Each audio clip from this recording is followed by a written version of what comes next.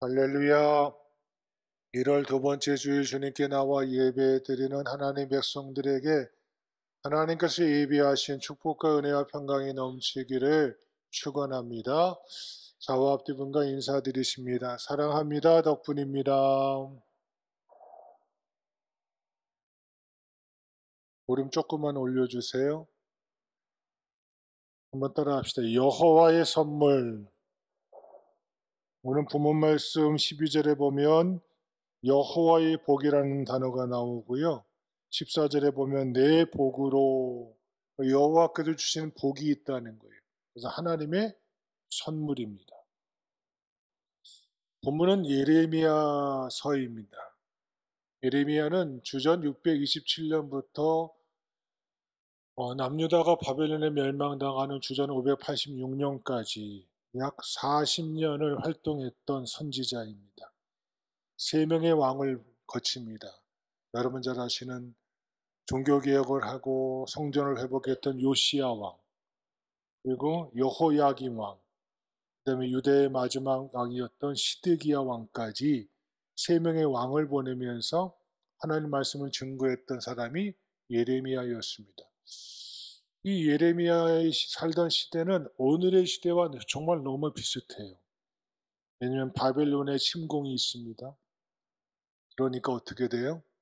야, 이거 안 되겠다. 바벨론의 침공에 우리가 어쩔 수 없이 수용하자 하는 무리도 있었고요. 아니다. 어떻게 우리가 바벨론에 멸망당할 수 있겠느냐? 우리 힘으로 안 되니까 저 애굽과 연합작전을 펴서 친애굽 정책을 피는 정치 세력이 있고요.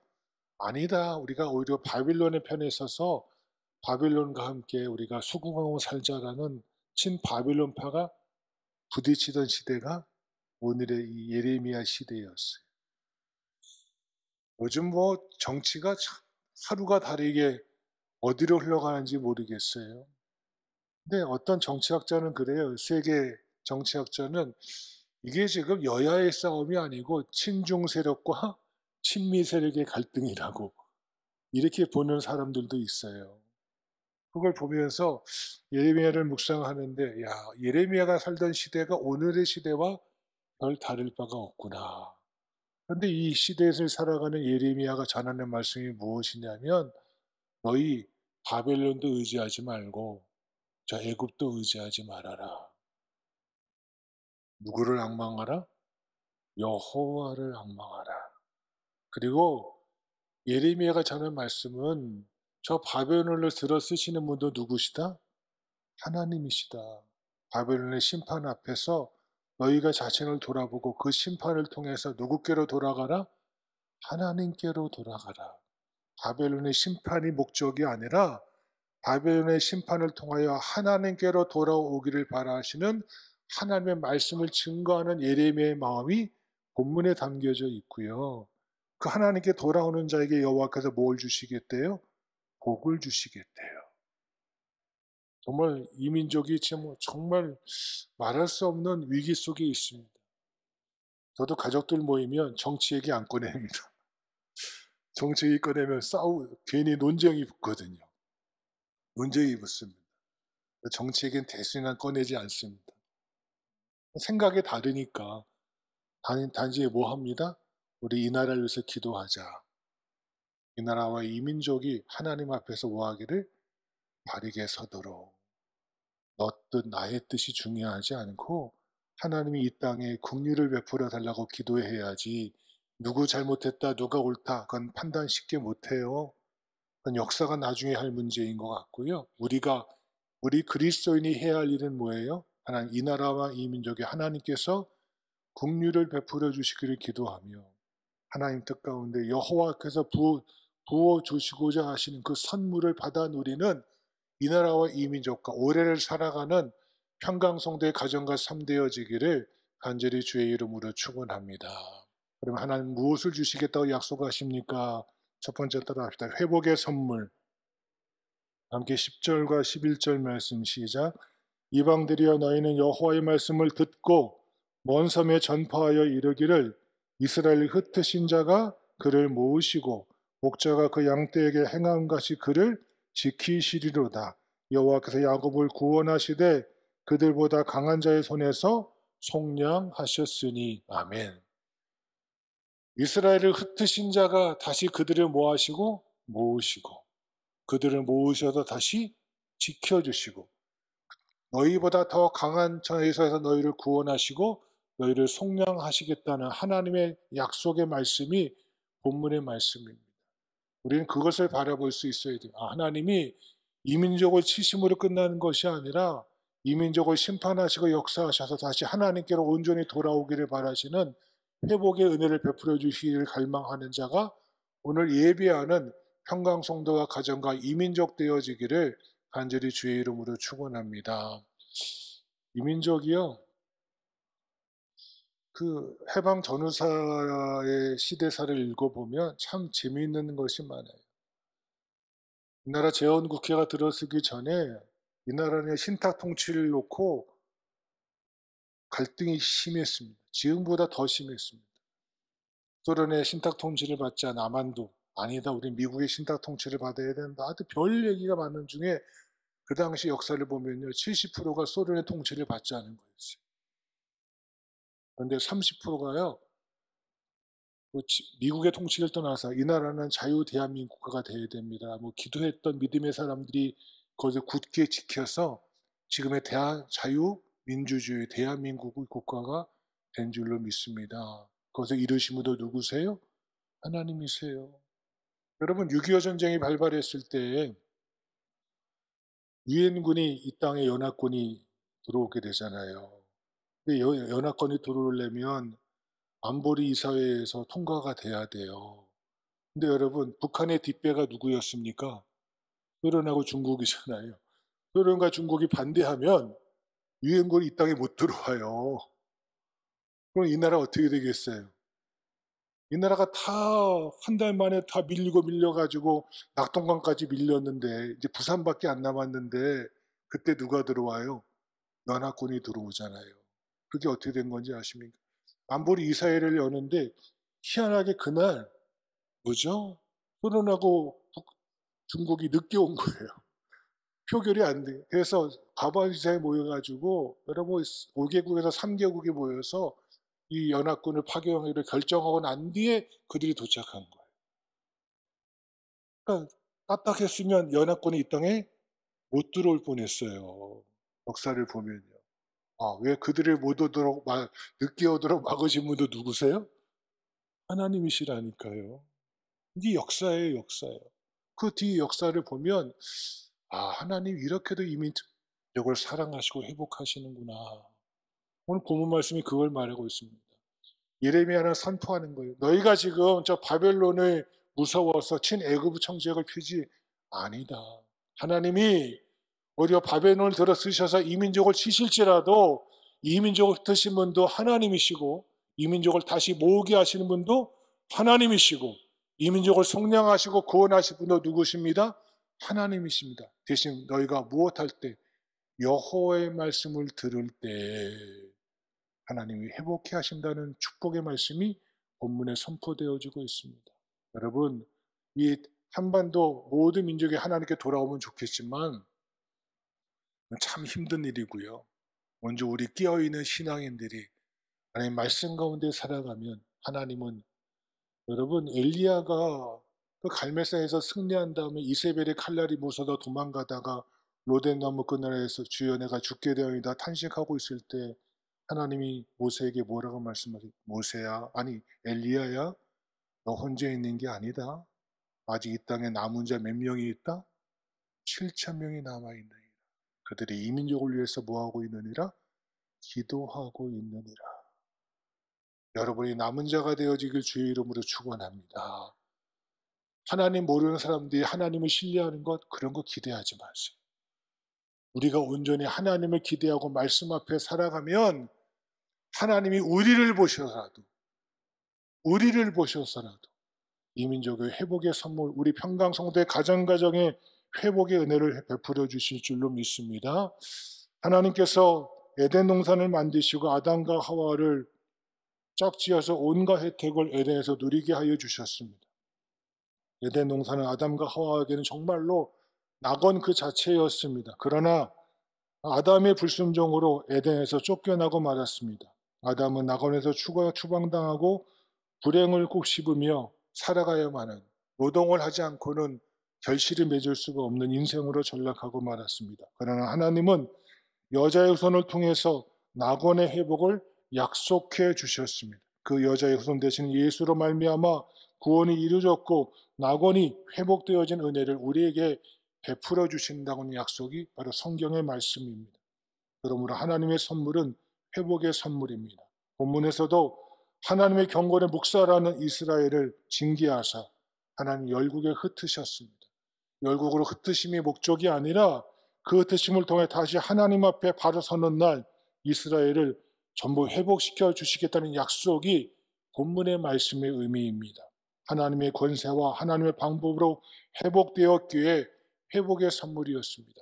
바벨론으로 끌려간 그들이요 70년 바벨론 포로 생활하면서 자기들의 능력으로는 저 강대한 바벨론을 어떻게 할 방법이 하나도 없었습니다.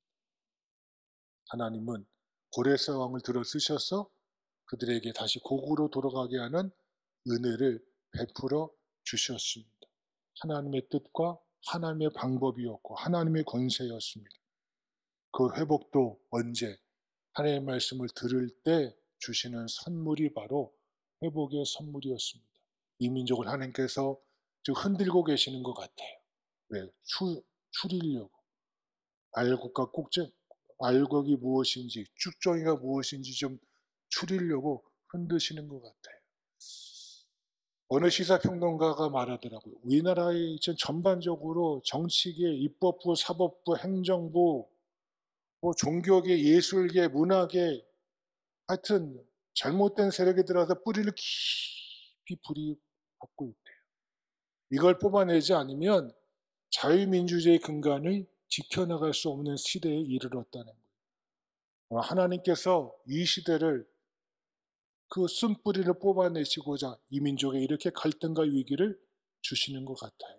이때 우리가 뭘 기다려야 돼? 주님, 우리라도 예수 믿는 하나님을 알고 하나님을 경외하는 하나님의 백성들만이라도 하나님의 말씀을 붙들고 말씀에 순복하고 말씀을 거역하지 않고 말씀에 실패함으로 하나님의 나라를 잃어버렸던 그 아담과 하와를 본보기 삼아서 다시 말씀이 회복되어짐을 통해 회복의 선물을 받는 자 평강성도의 가정이요 이 나라와 이 민족 되어지기를 간절히 주의 이름으로 축원합니다.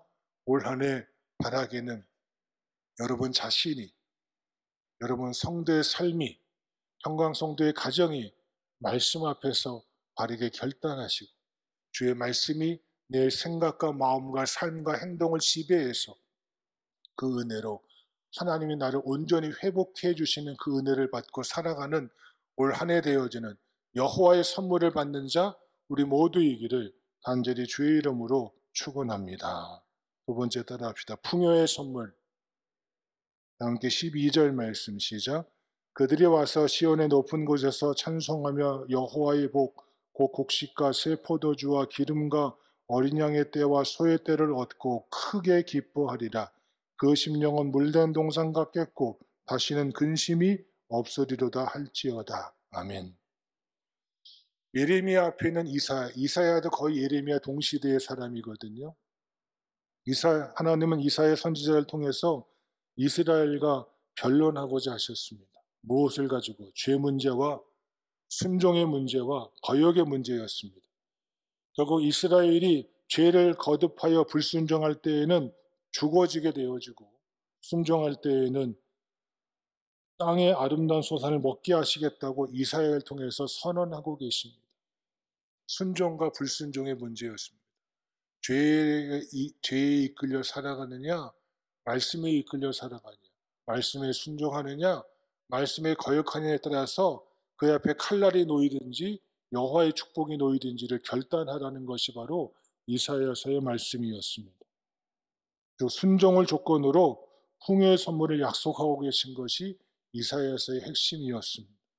본문에도 예레미야 선지자도 같은 뜻을 전하고 있습니다. 회복된 이스라엘이 시온에 모여서 하나님을 찬송할 때 먼저 제물의 풍성함을 주시겠다고 성경에서 선언하고 계시는 것입니다. 여기서 찬송이란 순종하는 자가 하나님께 드리는 온전한 태도가 바로 이 찬송 아니고 무엇이겠습니까? 내 안에 감사가 잃어버리면, 내 안에 은혜가 사라져 버리면, 내 안에 자기 소견에 옳은 대로 살아가면 찬송할까요?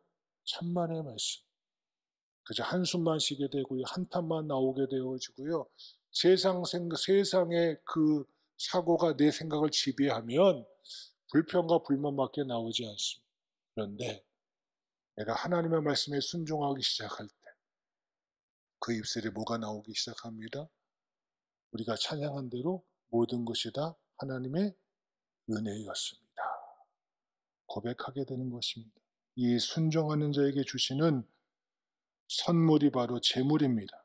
순종하는 자가 하나님께 드리는 온전한 태도로 나아가면 하나님은요, 그에게 재물의 복을 주시겠다고 약속하고 계십니다. 왜냐하면 우리가 육신을 입을 동안에는 육신이 살아야 하기 때문에 하나님께서 필요한 것을 채워 주시겠다고 약속하시는 것입니다. 여러분, 재물이 필요 없으십니까? 아닙니다. 정말로 필요합니다. 왜? 우리가 육신의 몸을 입고 있잖아요. 이 몸이 먹고 마시고 입지 않으면 살아갈 수 연약한 존재이잖아요. 이스라엘 백성이 광야 생활 40년 동안 하면서 하나님께서 한마디만 하시면 그들은 살 수 있었어요. 너희들 배불러 버려라. 배고프지 말아라. 그러면 되잖아요. 그렇죠? 40년 동안 하나님은 그렇게 안 하셨거든요. 그 백성이 40년을 광야에서 살 동안 낮에는 무엇으로? 구름 기둥으로. 밤에는 무엇으로? 불 기둥. 왜? 그 사막을 지나가면서요. 구름이 없으면 살 수 없잖아요. 밤에는 일교차가 심해서 추워지면 불기둥이 없으면 짐승들의 위협과 그 저체온증으로 살 수가 없잖아요. 그러니까 불기둥으로 보호해 주시는, 오늘 말하면 뭐예요? 기거와 집을 주시는 거예요. 그리고 또 뭐예요? 아침마다 뭘 주셔요? 만나와 메추라기를 먹이시잖아요. 매일마다 안식일을 빼놓고 매일마다 하나님께 만나를 내려주셔요.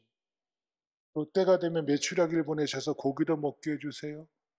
왜 하나님 그러셨습니까? 왜? 그들이 무엇을 입고 있는 이상? 육신을 입고 있는 이상 재물이 필요하니까. 그러니까 재물의 복을 더해 주십니다. 대신 옷과 신발은 어디 구할 데가 없잖아요. 하나님 특별한 은혜를 주셔요. 40년 동안 옷도 신발도 모하지 않는, 헤이지 않는 은혜를 주셔요. 그거 외에는 하나님 먹고 마실 것을 광야에서 충만히 채워주셔서 부족함이 없게 베풀어 주셨듯이 하나님께서요, 여호와의 은혜를 받는 자에게는, 말씀 속에 살아가는 자에게는, 여호와를 순종함으로 찬송하러 나아가는 자에게는 재물의 복을 주시겠다라고 약속하고 계십니다. 또한 무엇을 말씀하고 계십니까? 심령도 물된 동산같이 풍요롭게 하시겠다. 이 말이 무엇입니까? 평안을 주시겠다는 겁니다. 아무리 진성차에 놓여도 마음이 불편하면 그게 제대로 입에 넘어가겠습니까? 뭘 씹는 거지? 마음이 평안하도록, 오늘 말로 스트레스 받지 않고 평안하게 살도록 이끌어 주시겠다고 축복하시는 것입니다. 누구와? 하나님이 주시는 것입니다. 영육간의 풍요한 선물도 누가 주십니다? 하나님이 주시는 것이지 사람이 주는 거 아닙니다. 하나님이 평강성도들 가정에 육에 필요한 재물도 주시고 영에 필요한 평안의 복도 충만히 부어주신 은혜가, 이 풍요로울 때 행복을 더하신 주의 축복이 임하는 이 풍요의 선물을 누리는 자, 오래 살아가는 평강의 성도의 가정과 삶 되어지기를 간절히 주의 이름으로 축원합니다. 세 번째 따라하시겠습니다. 즐거움의 선물. 함께 13절과 14절 말씀 시작. 그때 자녀는 춤추며 즐거워하겠고 또 청년과 노인은 함께 즐거워하리니 내가 그들의 슬픔을 돌려서 즐겁게 하며 그들을 위로하여 그들의 근심으로부터 기쁨을 얻게 할 것임이라. 내가 기름으로 제사장들의 마음을 흡족하게 하며 내 복으로 내 백성을 만족하게 하리라. 여호와의 말씀이라. 아멘. 누가 즐겁게 하신다고요? 하나님이 하시는 거예요. 세상에 주는 것 때문에 즐거워하지 말라는 거예요. 내가 너희를 기쁘게 하고 내가 너희를 즐겁게 하고 내가 너희에게 만족해 하고 내가 너희를 흡족하게 하리라. 이 말씀으로 선언하고 계십니다. 이것을 보여주는 가장 큰 예가 여러분 잘 아시는 탕자의 비유입니다. 아버지는 둘째 아들이 방탕의 생활을 청산하고 집으로 돌아왔을 때 큰 잔치를 배설하였고 즐거워하였습니다. 모든 사람과 함께 즐거워하였고 동시에 아들을 즐겁게 하였습니다. 만약 둘째가 돌아왔을 때 아버지 자신이 아들을 즐거워하지 아니하였다면 그 아들이 돌아왔다는 것은 아무런 의미가 없을 것입니다. 그렇잖아요. 너 이놈, 내가 그 큰 재산 줬는데 어떻게 나가서 허랑방탕하고 그 모든 재산을 다 말아먹고 돌아올 수 있느냐? 이 못된 자식하고 넌 내 자식도 아니야! 하고 쫓아내버렸다면 어떻게 될 거예요? 그래도 뭐예요? 그 아들 할 말이 있어요, 없어요? 없잖아요. 네. 아버지 재산 반이나 받아갖고 가서 허랑방탕하고 소비하고 돌아왔으니 낭비하고 돌아왔으니 그거 누가 기뻐하겠어요? 심지어 아버지의 명예를 땅에 떨어뜨리고 말았으니 그거 누가 즐거워하겠어요? 근데 누가 기뻐해요? 아버지는요, 그가 잃어버린 것, 허랑방탕한 것, 그거 보지 않았어요. 내 아들이 돌아왔으니 내가 기뻐하노라. 할렐루야. 그게 아버지의 마음이에요. 하나님은 우리가 뭘 행한 것, 그거 가지고 우리를 기뻐하지 않으세요. 하나님의 자녀됨으로, 아들, 딸됨으로 살아가는걸 기뻐하세요. 그저 우리 자신을 기뻐해 주세요. 아버지의 즐거움이 돌아온 아들을 즐겁게 하였습니다. 그러나 돌아온 아들은 즐거움을 선물로 받게 된 것입니다. 그 즐거움의 선물입니다. 아버지는 하나님을 가리키십니다. 본문에서도 시온으로 돌아온 이스라엘을 하나님께서 즐겁게 하셨습니다. 그때 처녀가 춤추며 즐거워하고 청년이 노인과 함께 즐거워하고 제사장들도 백성들도 모두 흡족하며 만족하며 기쁨으로 즐거워한다고 하나님은 말씀하고 계십니다. 왜? 하나님이 즐겁게 하셨기 때문입니다. 하나님 우리를 즐거워하지 않으시면 세상 것 아무리 다 누려도요, 그 즐거움은 즐거움이 아니에요. 하나님 우리를 뭐 하십니다? 기쁘게 받아주시는 그 은혜, 그 즐거움으로 살아가는 자, 오늘을 살아가는 평강성도의 삶 되어지기를 간절히 주의 이름으로 축원합니다. 여호와의 선물, 회복의 선물, 풍요의 선물, 즐거움의 선물을 누리고 살아가는 올 한 해 2025년도 평강성도와 그 가정 되어지기를 간절히 주의 이름으로 축원합니다. 기도하겠습니다.